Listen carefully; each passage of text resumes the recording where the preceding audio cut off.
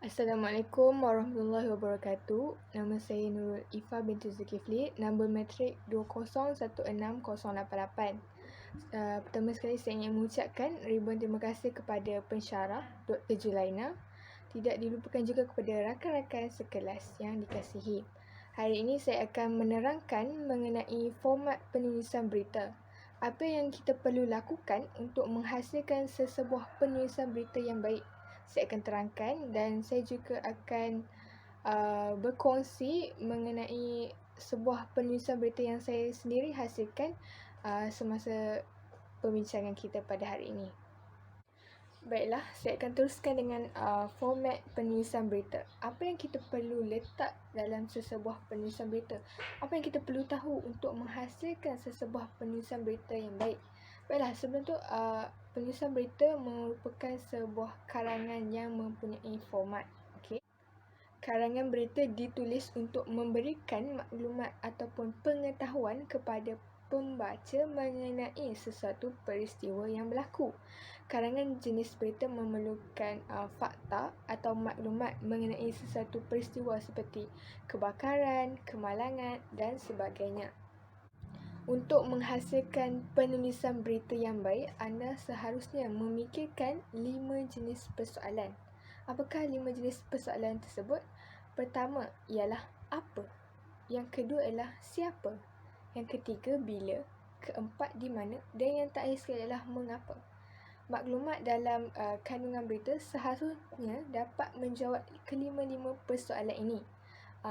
Oleh itu, barulah anda dapat menghasilkan sebuah penulisan berita yang baik. Seterusnya, kita bergerak kepada panduan menulis berita. Yang pertama, anda harus ada tajuk berita.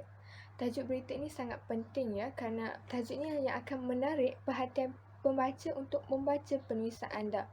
Jika kita lihat di dada-dada akhbar, banyak tajuk-tajuk yang menarik. Antaranya seperti buang bayi atas longkang. Tajuk ini sangat menarik ya. Bila orang tengok, orang baca, oh dah menarik. Oh, maksudnya penulisan ini berkisahkan mengenai buang bayi. Jangan letak tajuk yang tidak ada kena-mengena dengan penulisan kita. Seterusnya, pembukaan cerita diikuti dengan kandungan berita dan diakhiri dengan penutup berita. Keempat-empat elemen ini sangat penting untuk menulis berita, iaitu tajuk berita, pembukaan berita, kandungan berita dan penutup berita. Seterusnya kita bergerak ke format penulisan berita. Penulisan berita perlu mengikut suatu format yang khusus, iaitu dimulakan dengan menulis nama tempat di sebelah kiri dengan huruf besar, diletakkan tanda koma, diikuti dengan hari atau tarikh serta tanda sempang sebelum perenggan yang pertama. Baiklah, sebagai contoh, Kedah, Selasa, tanda sempang. Ataupun Kuantan, Rabu, tanda sempang, barulah masuk ayat selepas itu. Ini yang kita perlu ikut ya, wajib diletakkan di permulaan berita. Susunlah isi berita dengan baik. Isi yang paling penting diletakkan di awal, manakala isi yang kurang penting dikemudiankan. Kata-kata huraian ataupun contoh-contoh kita juga boleh masukkan agar berita yang kita tulis lebih yakin. Bila orang baca, orang yakin dengan berita kita. Kata-kata ucapan ataupun pendapat tokoh-tokoh kita juga boleh masukkan untuk memperkukuhkan lagi penulisan berita kita. Elakkan menggunakan bahasa yang kurang faham ataupun panjang-panjang. Gunakan bahasa yang mudah dan padat. Hal ini kerana untuk memudahkan maklumat ataupun apa yang kita nak sampaikan sampai kepada pembaca. Baiklah, tadi saya ada sebutkan 5 persoalan yang perlu anda fikirkan sebelum menghasilkan sebuah penulisan berita, dan 5 persoalan ini anda perlu jawab dalam kandungan berita yang anda hasilkan. Baiklah, apa fungsi 5 persoalan ini? Kita pergi kepada yang pertama, iaitu apa? Apa ini digunakan untuk menerangkan peristiwa yang berlaku dan juga menjadi inti ataupun tema berita. Selain itu, apa ini juga digunakan untuk memberi maklumat utama kepada keseluruhan berita yang kita hasilkan. Yang kedua ialah bila. Bilik ini kita gunakan untuk menerangkan masa sesuatu peristiwa itu berlaku. Tarikh dan hari kejadian sesuatu peristiwa perlulah ditulis dengan jelas. Dalam berita-berita jenayah dan kemalangan, waktu peristiwa juga perlu ditulis. Ini untuk memudahkan para pembaca untuk mengetahui bilakah kejadian ini berlaku, bilakah tarikh berita ini. Yang ketiga ialah di mana. Persoalan di mana ini kita gunakan untuk menerangkan nama tempat kejadian itu berlaku. Jika terdapat nama-nama tempat yang tidak diketahui umum, eloklah untuk kita menulis nama penuh, maksud saya alamat penuh tempat kejadian tersebut. Ini untuk memudahkan lagi para pembaca mendapat gambaran jelas keseluruhan kejadian. Di manakah tempat kejadian itu berlaku. Yang keempat ialah siapa. Nama-nama yang terlibat dalam kejadian tersebut perlulah kita masukkan. Nama penuh ataupun gelaran perlu dimasukkan dan diberikan juga penjelasan mengenai siapakah yang terlibat dengan kejadian tersebut. Nama penuh, gelaran juga ada kalanya kita masukkan, dan ada setengah berita juga turut memasukkan umur siapa yang terlibat dalam kejadian tersebut. Yang kelima ialah mengapa. Mengapa ini kita gunakan untuk menulis mengenai sebab-sebab berlakunya sesuatu peristiwa. Bagi setengah kejadian, sebab-sebab itu belum lagi diketahui, maka kita perlu tulis sebagai belum diketahui ataupun belum ada bukti.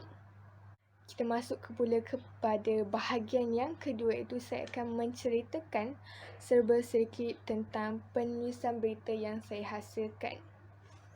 Tajuk penulisan berita saya ialah COVID-19, di manakah pengakhirannya.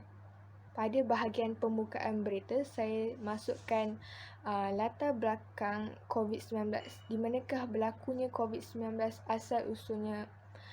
Dia bermula di negara China dan seterusnya merebak ke luar negara. Saya juga ada masukkan statistik kes kejadian COVID-19 di Malaysia dan juga di dunia. Seterusnya saya bergerak ke langkah-langkah pencegahan COVID-19. Pada perenggan awal saya ada masukkan hadis dan juga ijma' ulama yang menyuruh kita untuk menangani COVID-19. Seterusnya saya bergerak ke langkah-langkah untuk menangani COVID-19, iaitu pertama, mematuhi arahan ataupun SOP yang dikeluarkan oleh kerajaan. Yang kedua ialah mempraktiskan norma baharu, memakai pelitup muka, menggunakan hand sanitizer ataupun cecair pembasmi kuman. Seterusnya, penulisan saya ada masukkan kesan sekiranya kita tidak mengikuti ataupun mematuhi arahan yang dikeluarkan oleh pihak kerajaan. Pertama, saya masukkan kesan yang pertama ialah kita akan mendedahkan diri kita dengan jangkitan wabak coronavirus. Yang kedua ialah kita akan didenda oleh kerajaan kerana tidak mematuhi SOP yang telah dikeluarkan. Dan yang terakhir ialah kita akan mempunyai risiko untuk kehilangan nyawa sendiri ataupun kehilangan ahli keluarga kerana kita telah mendedahkan diri kita dengan COVID-19. Saya juga ada masukkan kesan positif ataupun hikmah di sebalik kejadian COVID-19, iaitu yang pertama ialah kita dapat meluangkan lebih banyak masa dengan ahli keluarga. Kita dapat menjimatkan wang perbelanjaan. Kenapa? Kita tidak perlu keluar, tidak perlu menggunakan minyak kereta. Perkara ini akan menjimatkan lagi wang perbelanjaan harian kita. Dan yang paling penting ialah kita dapat memperbanyakkan ibadat kepada Allah Subhanahu Wa Taala. Pada bahagian kesimpulan ataupun penutup berita, saya ada tegaskan kembali bahawa kita perlulah sentiasa berwaspada terhadap virus ini. Walaupun kita telah mempunyai vaksin, tetapi vaksin ini tidak sepenuhnya dapat membunuh virus. ia hanyalah untuk sebagai pencegahan sahaja.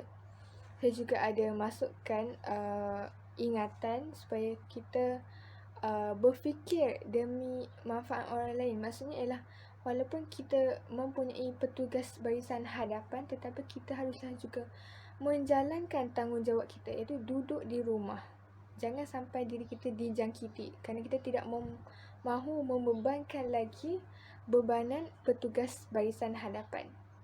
Oleh yang demikian, patuhilah arahan dan saranan yang dikeluarkan oleh pihak kerajaan supaya kita dapat memenangi wabak COVID-19 ini.